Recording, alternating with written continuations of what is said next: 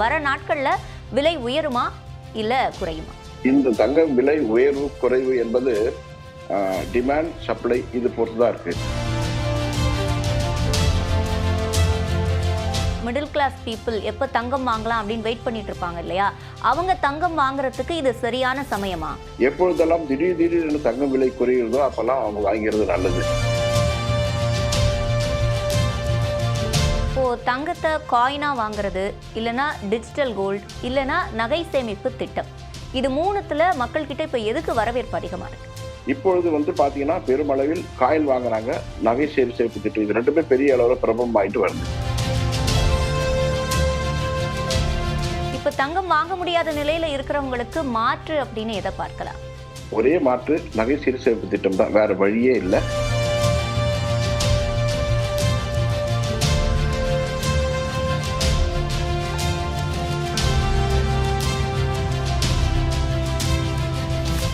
தங்கத்தோட விலை இனிமே நடுத்தர மக்களால வாங்க முடியுமா அப்படின்ற அளவுக்கு அதிகமாயிட்டே இருந்தது.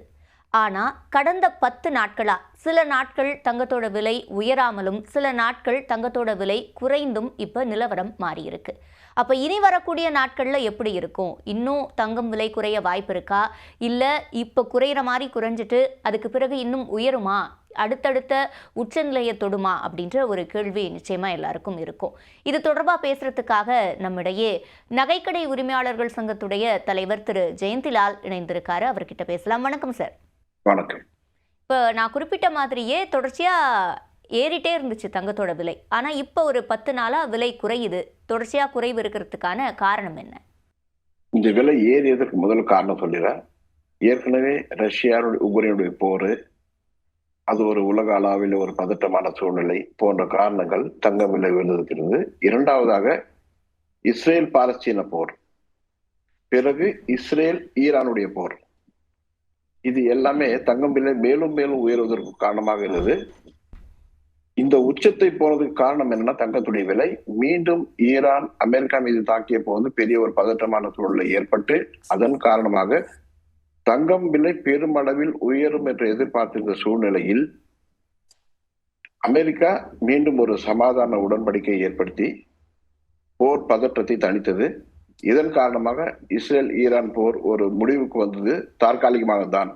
அதனால் தங்கத்தின் மீது முதலீடுகள் சிறிதளவு சரிந்து பங்குச்சந்தை உயர்ந்த போது பெரும்பாலான உலக முதலீட்டாளர்கள் தங்களுடைய முதலீடுகளை பங்குச்சந்தையின் பக்கம் திருப்பியின் காரணமாக சர்வதேச பங்குச்சந்தையில தங்கத்துடைய விலை வீழ்ந்தது. அதாவது பங்குச்சந்தையோட விலை உயர்ந்தது, தங்கத்துடைய விலை சிறிதளவு குறைந்தது.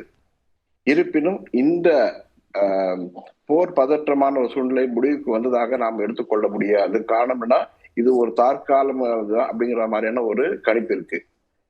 மீண்டும் ஒரு முறை போர் ஏற்பட்டாலோ இல்ல போருடைய பதற்றம் ஏற்பட்டாலோ பெருமளவில் தங்கம் விலை உயரும். ஆனா இப்போ அமெரிக்கா ஒரு உடன்படிக்கையை கொண்டு வந்துட்டாங்க.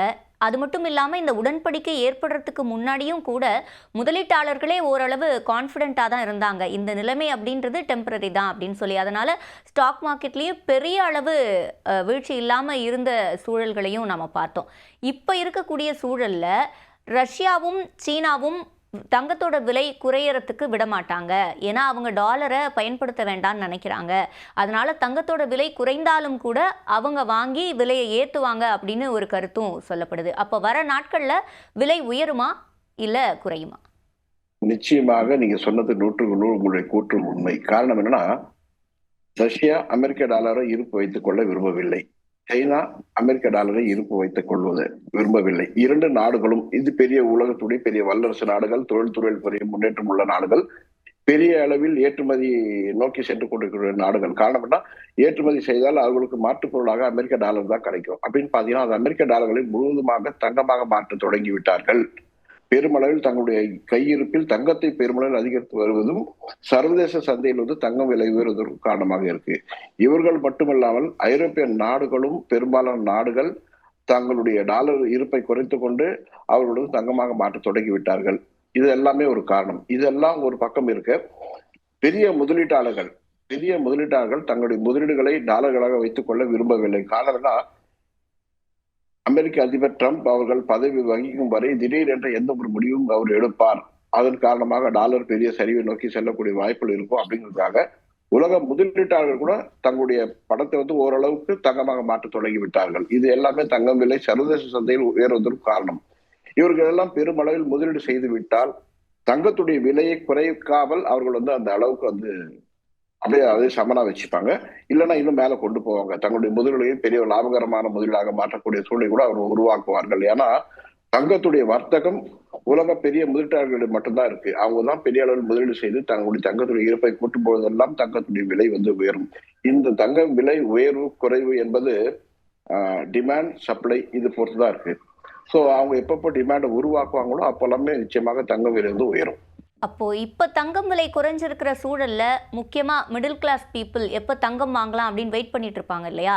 அவங்க தங்கம் வாங்குறதுக்கு இது சரியான சமயமா பரிந்துரைப்பீங்களா? அதாவது ஒரே நிமிஷம், இதுல ரெண்டா பிரிச்சுக்கணும். நுகர்வோர்கள் 2 வகையா பிரிக்கலாம்.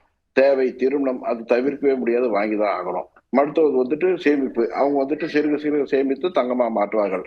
அப்படி சிறுக சிறுக சேமித்து தங்கமாக மாற்றுபவர்கள் தங்களுடைய பணத்தை எப்பொழுதெல்லாம் திடீர்னு தங்கம் விலை குறைகிறதோ அப்பெல்லாம் அவங்க வாங்கிறது நல்லது. அது மட்டும் இல்லாமல் அவர்கள் ஒட்டுமொத்தமாக வாங்க முடியாவிட்டால் அவர்கள் பெரிய நகை நிறுவனங்கள் வந்து நடத்தக்கூடிய நகை சிறு சேமிப்பு திட்டத்தில் இணைந்து அதன் மூலமாக தங்களுடைய தங்கத்துடைய வளத்தை வந்து பெருக்கிக் கொள்ளலாம்.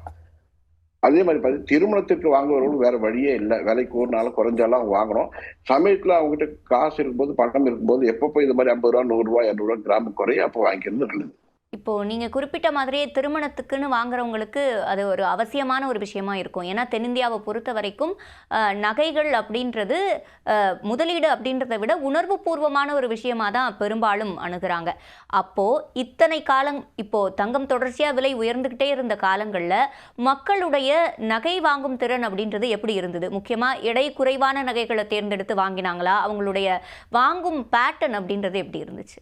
அதாவது அவர்கள் வந்து தங்கம் விலை ஏறினதுக்கு அப்புறம் பாத்தீங்கன்னா எடை குறைவான நகைகளையும் மற்றும் 18 கேரட் நகைகளை வந்து வாங்க தொடங்கி விட்டார்கள் அப்படின்னு சொல்லலாம். காரணம் என்ன, 18 கேரட்டுக்கும் இதுக்கும் பாத்தீங்கன்னா ஒரு 2000 ரூபாய் கிராம் வந்து கம்மியா இருக்கு. ஸோ பெரும்பாலான நகை நுகர்வோர்கள் வந்து 18 கேரட் கூட வாங்கிட்டு அவங்க வந்து பயன்படுத்துறாங்க. திருமணத்துக்கு தரும்போது நாங்க 10 சவரன் போறோம்னா அது 18 கேரட்டா 22 கேரட்டா அப்படிங்கிறதுலாம் யாரும் சொல்றது இல்லை.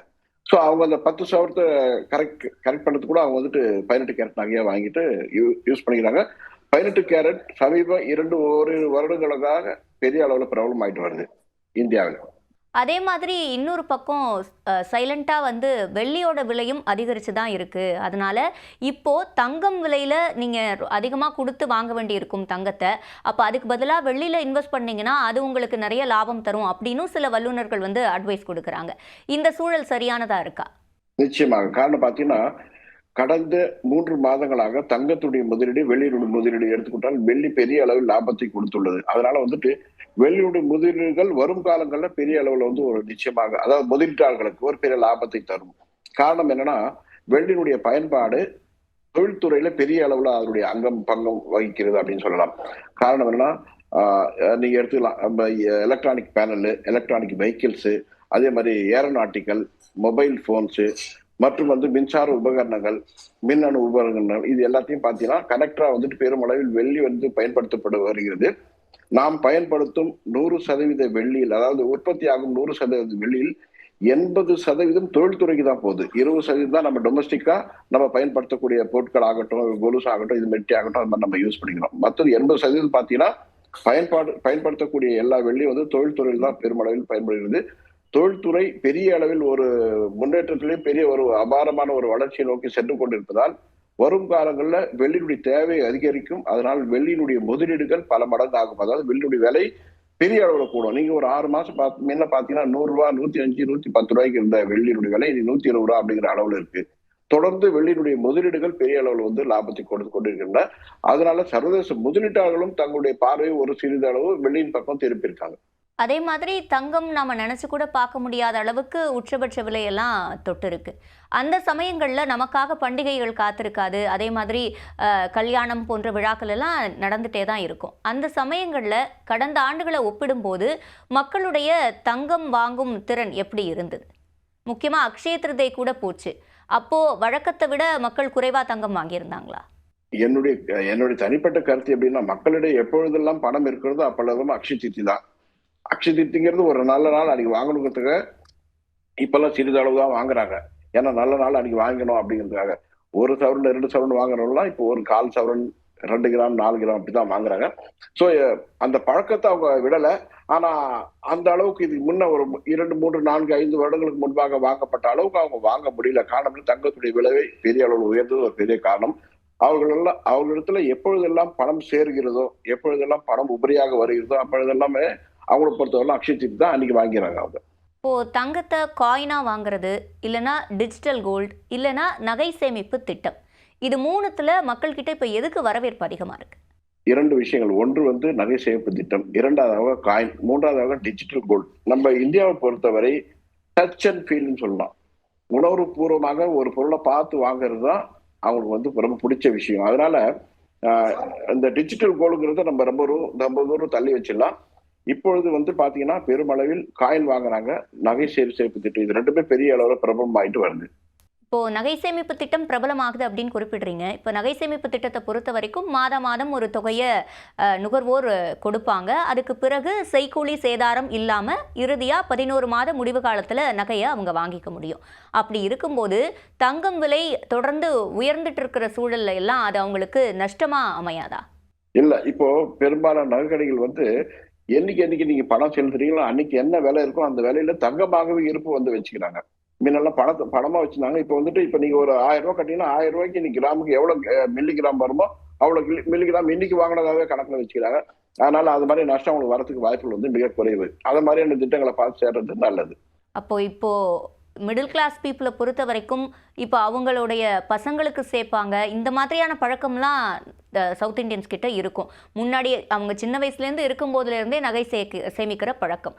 அந்த மாதிரி சேமிக்கிறவங்க எந்தெந்த காலகட்டங்களில் நகைகளை வாங்கலாம்? அதுக்கான காலம் எது சரியானது? இல்ல, காலம் சொன்னாலும் எப்பொழுதான விலை குறைது அப்ப வாங்குறது நல்லது. காரணம் என்னன்னா, தங்கம் விலை தொடர்ந்து உயர்ந்து கொண்டுதானே வரும். அதாவது அதனுடைய 6 மாதம், 1 வருடம், 2 வருடம், 5 வருடம், 20 வருடம், 50, 100 வருடங்கள் நீங்க பின்னோக்கி எல்லாமே போய் பார்த்தீங்கன்னா தங்கத்துடைய விலை தொடர்ந்து உயர்ந்து கொண்டுதான் வந்துள்ளது. அதனால தங்கத்தின் மீது முதலீடுகள் ஆகட்டும், இல்ல தங்கம் வாங்கக்கூடிய நேரம் ஆகட்டும், சிறந்த நேரம் அப்படிங்கிறதெல்லாம் எதுவுமே இல்லை. எப்பொழுதெல்லாம் நம்முடைய முதலீடு, அதாவது நம்முடைய இருப்பு உபரியாக இருக்கிறதோ அப்பொழுதெல்லாம் தங்கமாக மாற்றுவது நல்லது. அதனால தங்கம் வாங்குறதுக்கு இது சிறந்த நாள், சிறந்த டைம் அப்படிங்கிறதெல்லாம் இல்லை. நம்முடைய முதலீடு தங்கமா மாற்றணும்னு நினைச்சாலும் வாங்கிட்டே வர வேண்டியதுதான். நிச்சயமாக அவங்களுக்கு எதிர்காலத்தில் பெரிய ஒரு லாபத்தை தரும். அதே மாதிரி இந்த ஆண்டு 2025ஆம் ஆண்டு பார்த்தோம்னா இந்த பாதி வருஷம் தான் இப்போ முடிஞ்சிருக்கு. அதுக்குள்ளாகவே கிட்டத்தட்ட 30% அளவுக்கு தங்கம் விலை இந்த ஆண்டு உயர்ந்துடுச்சு. இனி வரக்கூடிய, அதாவது ரெஸ்ட் ஆஃப் த இயர், அடுத்த 6 மாதங்கள் அப்படின்றது எப்படி இருக்கும்? நாம இவ்வளவு நாள் சந்திச்ச மிக உச்சபட்ச விலையெல்லாம் தொட்ட அதே மாதிரியான ஒரு பேட்டர்ன் ரிப்பீட் ஆகுமா? நிச்சயமாக. காரணம் என்னன்னா, இன்னும் நான் 3.5 வருடங்கள் தொடர்ந்து தங்கம் விலை உயரும் சொல்லுவாங்க. ட்ரம்ப் அவர்கள் அதிபராக இருக்கும் வரை புதிய அறிவிப்புகள் கொண்டு வருவார். அதன் காரணமாக தங்கம் விலை தொடர்ந்து உயரும். அது மட்டுமல்லாமல் பெரிய வல்லரசு நாடுகள் தங்களுடைய ட்ரெஷரியில, அதாவது தங்களுடைய தங்கத்துடைய இருப்பை பெருமளவில் கூட்டிக் கொண்டு வருகின்றன. பெரிய உலக முதலீட்டாளர்களும் பெருமளவில் தங்களுடைய இருப்பை தங்கமாக மாற்றி வருகிறார்கள். இது போன்ற காரணங்கள் தொடர்ந்து இனி வரும் காலங்கள் தங்கம் விலை உயர்ந்து கொண்டுதான் போகும். இன்னும் 2 அல்லது 3 வருடங்களில் தங்கம் நாம் நினைத்து பார்க்க முடியாத அளவுக்கு பெரிய உச்சத்தை நான் ஏற்கனவே ஒரு சவரன் 1 லட்சம் சொன்னேன் 2027ல. 2027 வரல காத்திருக்கக்கூடிய சூழ்நிலை கூட ஏற்படாது, அதற்கு முன்பாக ஏற்பட்டுவிடும். அது இல்லாமல் நாம் நினைத்து கூட பார்க்க முடியாத அளவுக்கு தங்கம் மற்றும் வெள்ளியுடைய விலை 2மே பெரிய அளவுல இருக்கும் அடுத்த 5 வருடங்கள்ல. இப்ப தங்கம் வாங்க முடியாத நிலையில இருக்கிறவங்களுக்கு மாற்று அப்படின்னு எதை பார்க்கலாம்? ஒரே மாற்று நகை சேமிப்பு திட்டம் தான், வேற வழியே இல்லை. அது இல்லைன்னு சொன்னால் வெள்ளியில தங்கத்தை போலவே பெருமளவில் மிக பிரமாதமாக செய்யப்பட்ட வெள்ளி நகைகள் இப்பொழுது பெரிய அளவுல பிரபலமாயிட்டு வருது. அதை வாங்க வேண்டியதான், வேற வழியே இல்லை. தங்கம் தான் வாங்கணும் அப்படின்னு சொன்னால் சிறு சேமிப்பு திட்டம், தங்கத்தை போலவே தெரியக்கூடிய அல்லது அடைந்தால் நம்மளுக்கு அதே மாதிரி ஒரு ஃபீல் வரக்கூடிய ஒரு நகைகள் அப்படின்னு பாத்தீங்கன்னா வெள்ளி வாங்கிக்கிறது தான் நல்லது. வெள்ளியில முதலீடு செய்யறதும் சரி, தங்கத்துக்கு மாற்றா வெள்ளியை நாம ஆப்ட் பண்ணிக்கிறதும் சரி, அது இப்போதைக்கு இந்த சூழலுக்கு ஒத்து போகும் அப்படின்ற ஒரு கருத்தை கூறியிருக்கீங்க. இணைப்பில் பதிலளித்தமைக்கு நன்றி திரு ஜெயந்திலால். நன்றி.